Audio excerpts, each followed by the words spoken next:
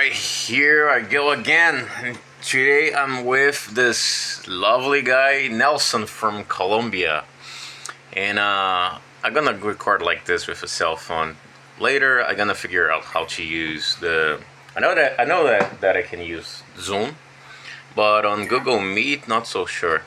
But let's try to talk about different subjects. And Nelson, can you introduce yourself? Go. Okay, hey Rodrigo and hey guys, and whoever is watching this video, I'm Nelson, and I am from Colombia. For those who maybe don't know where Colombia is located, I'm pretty sure that all the people know where Colombia is located. But for those who maybe don't know, Colombia is next to Brazil, and we speak Spanish here. So my native language is Spanish, and I've been learning English since I've been actively learning English since the pandemic, and I think that's when I met Rodrigo from Brazil. So I'm really glad to be with you here. Thanks. So thank you for the thank you for having me. Yeah. So will be interesting. We were trying to remember the first time when we talked, right? Because it's a little bit difficult, but we've been talking maybe for 3 or 4 years, right? Yeah, On something like WhatsApp. that. And Yeah, WhatsApp. yeah. So what do you remember? There was a girl, right? You were saying that it was a bunch of groups.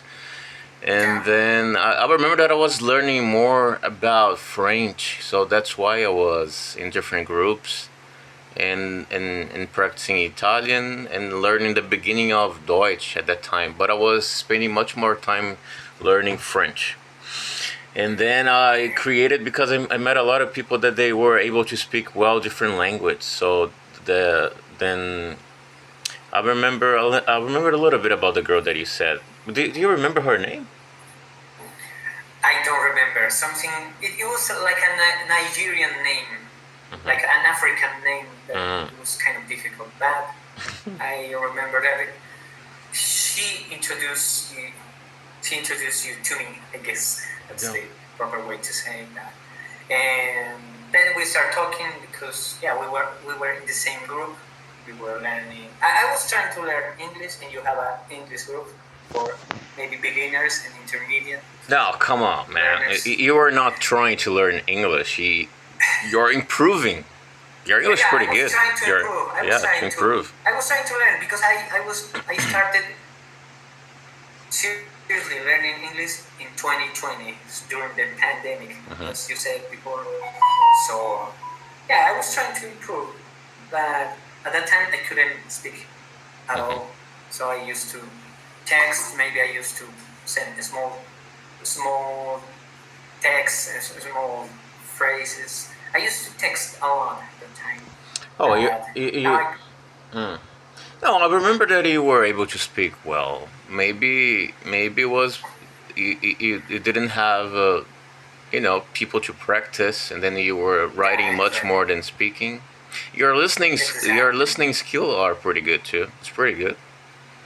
I've been Yeah. working in my listening skills. It's like crazy. Every single day I try to listen to something in English. So I think my listening skills are better than my speaking skills. But I'm not bothered about that because that's a choice that I make. I always wanted to learn English because I wanted to learn more about the world, to get information, because English is the global language, and everything that if you want to search for something or to do a little research on something, everything is in English. And if you know English, things are deeper in English. Exactly. So, Exactly. So that doesn't mean that Spanish is not deep, but in English it's more global. That's what I'm trying to say. Explain a little bit about Pastos, right? Is that right? Pastos? Yeah, The name of the city? without the Oh, S. oh yeah. Pasto. No S. Pasto. Sometimes I'm not so sure if it is Pastos. So it is in. Where is it? Yeah, South, Pastos. north, in Colombia? Where is it? And explain a little bit to me and for those who are watching here. Yeah. Okay. Pasto City first, you were right about pastos. Pastos in the past was the group of the indigenous people who live here in this area before the Spanish the Spanish colonization happened here in Latin America. Here in this part of the country, in Colombia, used to live a group of indigenous people. It was called pastos. Oh. And it was part of the Inca Empire. You know the Inca Empire that was in Peru? Yeah, So but it was a very big empire. It extended from Peru to Ecuador in the south part of Colombia. they're really powerful, So right? It was really powerful, right? yeah. Quite And they important. have their own language. Have you ever heard about Quechua? Quechua is the indigenous language of the Inca Empire. Maybe a little bit. I believe that we talked about this in the past, but it's something that I need to Yeah. study. So in the past here we used to speak. I say we, but our ancestors, our people in the past used to speak Quechua. So that was the indigenous name, and in the people and the community here was called pastos. Can you say it so again? You were kind of right when you say pastos because it was the old name, but now it's called Pasto. The city, the capital city here in this part of the country is called Pasto, just Pasto. Can you say it again, the name of the language? It was Quechua. Quechua. Quechua. Quechua. Quechua, exactly. And a lot of people still speak Quechua, not here in Colombia, but mostly Quechua. in Peru and in Ecuador. So it's a quite popular language, indigenous language that the people Quechua. that the world the world want to preserve that this language this language does not disappear. So yeah, it's Quechua. And something interesting that I realized yesterday was that Quechua was added to Google Translate. So now you can translate in Quechua on Google Translate, which is crazy. Really? Right? Yeah, pretty interesting. Yeah. Pretty crazy. But you cannot hear the audio because it's still in process. It's the new language that Google Translate added to his base, his repertoire, I guess. So yeah, Quechua. Quechua is the... No, but the last word is wa? Quechua? No. Quechua. Quechua. Yeah, exactly. Quechua. Quechua. Ah, tá. So, Got it. Quechua. So, and a lot of people speak Quechua in Peru and in Bolivia. There are songs that are written in Quechua and that are very famous. There are musical groups that still write, and there are communities, especially in Peru and in Ecuador, that speaks Quechua. But I don't speak Quechua, I speak Spanish, which is sad. I wanted to, maybe at some point in the future, I wanted to learn. I'm trying to remember that. It was someone that said something about the economy, the power of the city, the industries that you guys have over there. Now I can't remember how you guys get more money. Oh, well, what else can you explain about Pasto and the cities around Pasto, close to? Colombia is divided. I don't know what is like in Brazil, but here in Colombia it's divided in, we call it departamentos. So like in departments in English. Departamento, it's a small state. Like in the United States, they have various or many states. Here in Colombia, we have different departamentos. Yeah. So where I live is in Colombia. El departamento is called Nariño. Nariño. And Nariño is next to Ecuador. So Ecuador, Got it. It's in the borderline with. Have you been there? Yeah, and I've been in Ecuador. Really? How do you like it? Yeah, it's very nice. There is a place I live, for example, here from where I live to the borderline. It's just 2 hours. 2 hours. 2 hours. See, That's pretty close, right? Yeah, it's pretty close. So What? most of the time, the way I speak my Spanish is closer to the way that a people from Ecuador speaks them. Can you understand well? Can you understand them well, easily? Yeah, exactly. They speak like just like me. They speak very similar at the way I speak because I live in the borderline with Ecuador. So my way of speaking, or here in this part of the country, is our accent. It's very close to the. I like your accent. Your accent's pretty good. Ecuador. The way you. Mi acento en español, Yeah. The way you mi are. acento en español.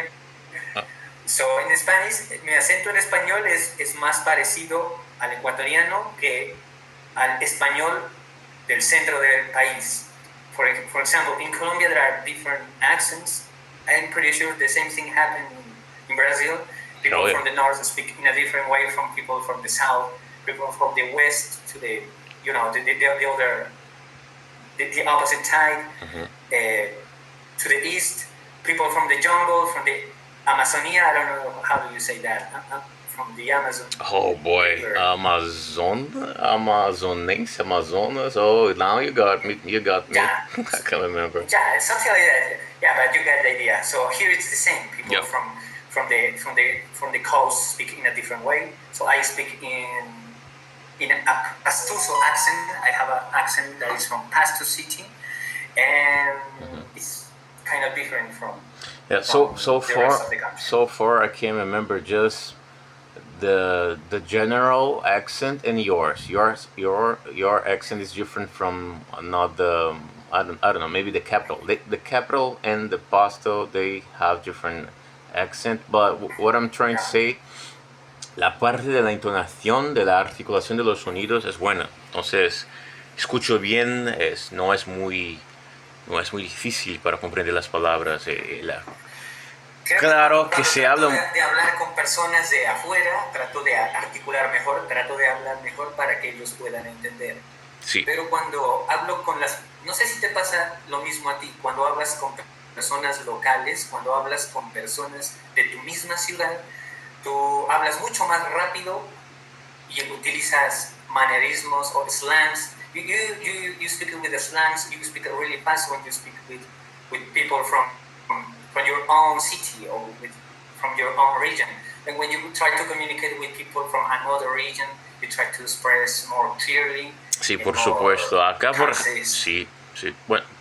Bueno, acá por ejemplo hay algunas personas. Yo nací en São Paulo, pero vivo acá desde 7 años. Entonces, bueno, pero a las personas que viven acá mucho tiempo, no es muy fácil de comprender porque hay siempre hay la parte de la velocidad. Las personas hablan de modo veloz, ¿no? Claro que hay algunas personas que generalmente se habla un poco más despacio porque es una forma, el modo de la persona de hablar, pero. No sabía eso acerca de ti, Rodrigo. Creo que no comprendo. Me contaste, pero no recordaba que eres de Sao Paulo. Sao Paulo es la. Ah, sí. No es la capital, es Brasilia capital. Sí, verdad. Pero es la mayor ciudad de Brasil. Es como New York, por ejemplo. Es muy grande, muy grande. Bueno. Podríamos decir que Sao Paulo debería ser la capital, pero no lo es. Es verdad. Bueno, a veces creo que aún hoy hay algunas personas que piensan que Río de Janeiro es la capital. Esto es chistoso porque en los libros, el pasado, sí, pues, sí, había esto. Entonces algunas personas, las personas de otros países, por ejemplo, pensaba que Río de Janeiro era la capital de Brasil, pero bueno. Let's go back. ¿No crees que es lo más famoso, la ciudad más famosa de Brasil es Río de Janeiro? It is possible. La gente alrededor del mundo conoce Brasil por Río de Janeiro. It is possible, yeah. This city is getting every year a huge impact because it is an island and it is pretty touristic. A lot of people come here every year. So and if it, Florianópolis, yeah, to be frank, it's better than there because the security here is pretty good, safer than there. If you go on Google, check out about the cities that are dangerous, that a nice place to go as a tourist, you'll see here probably in the first position. Maybe it will be others, but security here is pretty good. And it is an island, so there is a bridge, and well, there are more things to explain that I don't have the information, but it's pretty safe. Like last night, I was like 1 a.m., 2 a.m. walking with my cell phone. Sometimes I can, listen music, work out. I can put my things on the ground without worrying if someone is going to get and run. safe, right? Yeah, but in the other city, it's not possible to do this. My city, where I was born, it's not possible, and all the other cities. How far is Sao Paulo from Florianópolis? It's very far away. It is far, but not too far. But for example, on a bus, if I get the bus at night, I will be there in São Paulo in the morning. If I get the bus. Well, like 12 hours, 12, 10 hours. Yeah, but by car, not so sure. I'm not really good at this, but maybe 7 hours. Good. I need to check on Google. It's quite far away, and I guess it's plain, like it's not mountains, so you can travel very fast in a public transportation. So it's far away, I guess. Yeah, but where my mom. Brazil is huge.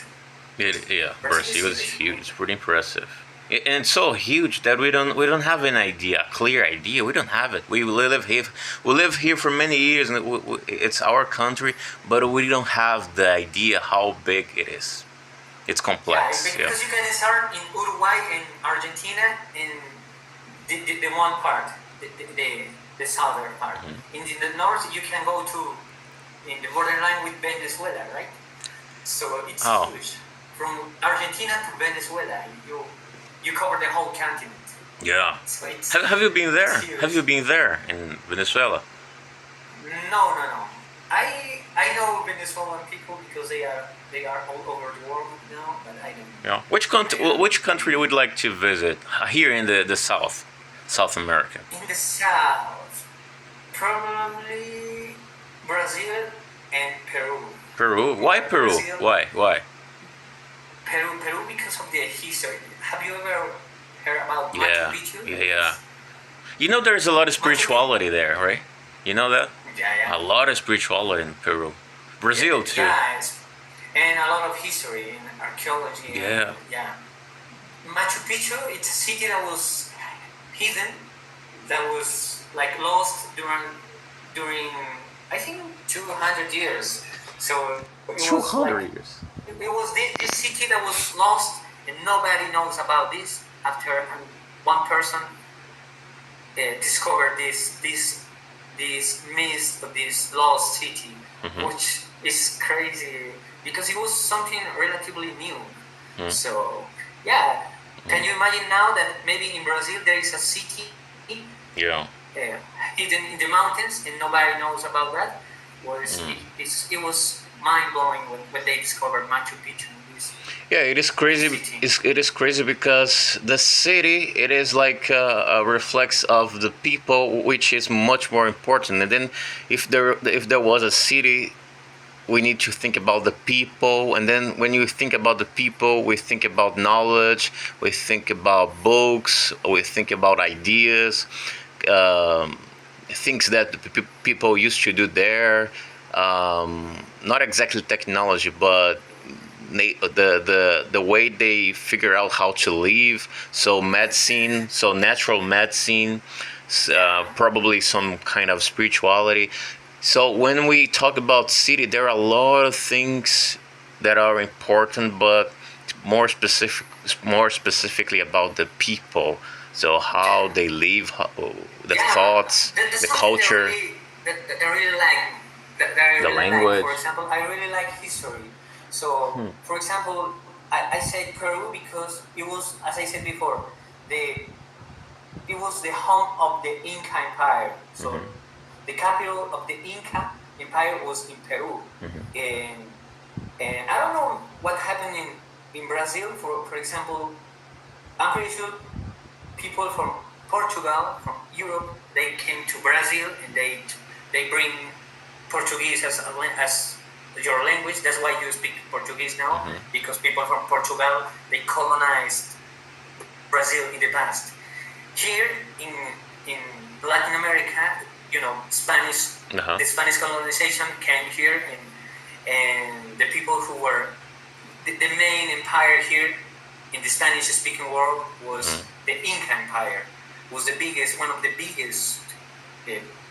So I really like that because, as you said before, it's not only the city, but how they used to live, their religions, their beliefs. Yeah, our ancestors. It was a city, and it was a community that was very civilized.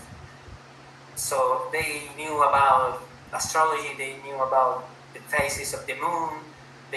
They knew about the stars, planets. They were very. You know what is crazy, Nelson? You know what is crazy? When we got to we are going to get to another subject, which will be the relationships and how crazy it is, communication and dealing with different people, having a girlfriend or a nice friendship. But you know what is crazy, and there is a strong connection with what you're saying. Is it there are some studies, but a series of studies about psychology. Sorry, that was not a nice mistake, but it's okay. Psychology, and then other stuff about the things that you feel and your mother feel, and the problems that you have in your family, my family. It is something that it comes from the past, but too long ago. So there are some emotions and problems that we don't understand. That is the problem started long ago, like when the city was building, and then the people that they came. It's difficult to explain this in English, even in Portuguese, my mother tongue will be difficult. But it's a pain that comes from too long ago, and then it's kind of a pain that it's repeating over and over again in different generations. Exactly. And then generation over and over. Yeah, so something really, a lot of things happened when Colombia was, when Colombia was rising. Yeah, so the first people that they were living there, and then because it's a huge family, right? It's like a big tree, and then all these emotions, all these problems, the things that are not resolved, they go to one person, and then to another person, and to another person, and then to another person, and then Nelson, you are a amount of different things that it's not just about the present or since you were a little kid, but too long ago, much more time than that. That is. Yeah, and then you have, for example, in the past of the countries, for example, here, the Spanish colonization, the Spanish people came here, and there is a mix of everything. There is a mix of culture, there is a mix of indigenous tradition, there is a mix of black communities, there is a mix of everything here. So I consider myself to be kind of white. Yeah, you are. You are white, man. But we have a lot of traditions here. There is indigenous traditions. There are black communities traditions. That, in fact, I don't know if I told you, but here in Pasto. Hold on. Let me put the video in part 2. Hold on.